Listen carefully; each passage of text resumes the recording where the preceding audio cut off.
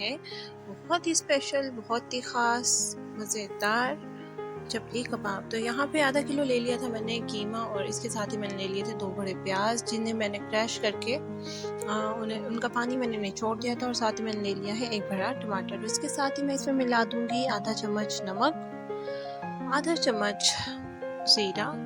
नमक आप हस्बे ज़ायका ले सकते हैं। इसके साथ ही मैं मिला दूँगी चपली कबाब मसाला, और इसके साथ ही मैं मिला दूँगी लहसुन अदरक का खुश्क पाउडर, और इसके साथ ही मैं मिला दूँगी इसमें थोड़ी सी काली मिर्च, गरम मसाला, और इसके साथ ही मैं मिला दूँगी इसमें चिली फ्लेक्स।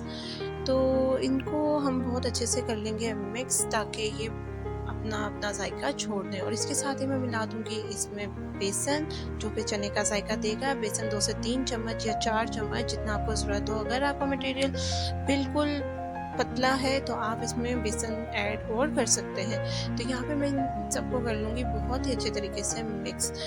तो यहाँ पे मैं बताती चलूँ, जिन सब्सक्राइबर्स ने व्यूअर्स ने अभी तक मेरी वीडियोस को सब्सक्राइब नहीं किया, मेरी वीडियोस को लाइक करें, शेयर करें और सब्सक्राइब कर दें। तो यहाँ पे मैंने ले लिए थे 1 से 2 अदद अंडे, और उन्हें मैंने कर लिया था फ्राई। तो यहाँ पे मैं इस पूरे मटेरियल में से कर दूँगी मिक्स बहुत ही अच्छे से, ताकि अंडा जो है वो अच्छे से मिक्स हो जाए। तो यहाँ पे मैंने ले लिया था एक तवा, और इसके साथ ही मैंने इसमें मिला दिए थे 3 से 4 चम्मच ऑयल के।